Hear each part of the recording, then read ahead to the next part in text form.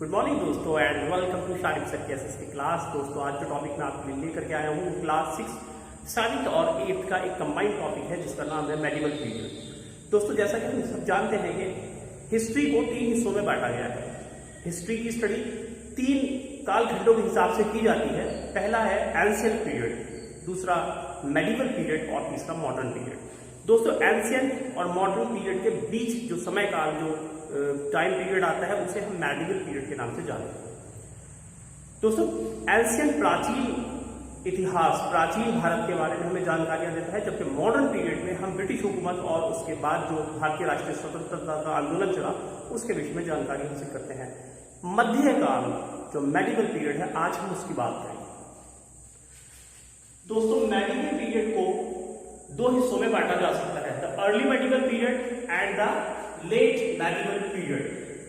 Early medieval period का time जो है वो 8th सेंचुरी से 13th सेंचुरी तक, 8वीं सदी से 13वीं सदी तक के पीरियड को अर्ली मेडिवल पीरियड कहा जाता है और 13वीं सदी से 18वीं सदी के बीच के टाइम पीरियड को लेट मेडिवल पीरियड कहा जाता है। तो दोस्तों बात बिल्कुल साफ है कि मेडिवल पीरियड एंशिएंट और मॉडर्न पीरियड के बीच का वक्त है और इस पीरियड को हम 2 हिस्सों में बांट सकते हैं, the early medieval period and the late medieval period. Early medieval period 8 to 14th century और late medieval period 13 to 18th century. आइए अब इनके फीचर्स के बारे में बात करते हैं कि इसका डिवीजन क्यों किया गया। दोस्तों अर्ली मेडिवल पीरियड में बेसिकली इंडिया के भीतर हिंदू कल्चर फॉलो की जाती थी। जो किंग्स थे वो हिंदू माइथोलॉजी से थे, उनके अलग अलग राजवंश थे जिनके कुछ के नाम मैं आपके सामने ले लेता हूं। चोल, चंदेल, गहरवाल, राजपूत, राष्ट्रकूट वगैरह वगैरह किंग्स। लेकिन दोस्तों उस समय की खास चीज ये थी कि ये छोटे बड़े सब राजवंश एक दूसरे के साथ संघर्ष में लिप्त थे और ये एक दूसरे की सत्ता को हथियाना चाहते थे, एक दूसरे की जमीन को छीनना चाहते थे, जिसके कारणवश इनके आपसी बैर और आपसी रंजिशें ज्यादा थी।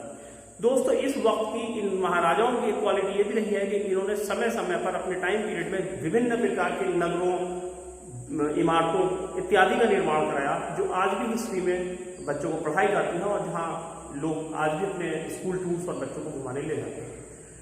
लेट मेडिवल पीरियड जो कि 13 से 18वीं सदी तक के बीच का माना जाता है, वो बेसिकली इस्लामिक कल्चर का पीरियड था। उस समय में हिंदुस्तान में अराइवल हुआ अरब्स का, तुर्क्स का और मुगल्स का।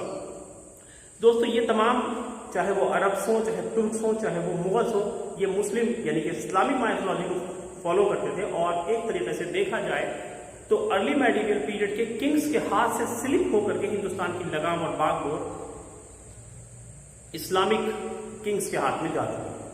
दोस्तों इस समय की अगर हम बात करें तो हम ये पाते हैं कि ये चाहे तुर्क्स हो चाहे मुगल्स हो, इन्होंने हिंदुस्तान के हिस्सों को जीतना शुरू कर दिया था और अपनी हुकूमतें वहां सेटल करनी शुरू कर दी थी।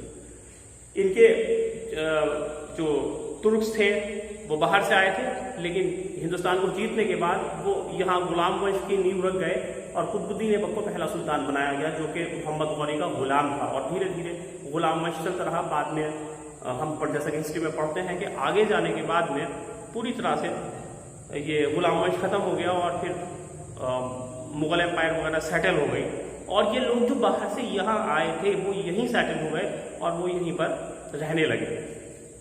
ध्यान देने वाली बात दोस्तों ये है कि ये लोग बाहर से तो आए थे, लेकिन इन्होंने अपनी बाकी की पूरी जिंदगी हिंदुस्तान में गुजारी। इनकी नस्लें आज भी हिंदुस्तान में और आज भी इनकी जो पूर्वज हैं वो यहीं रहते हैं।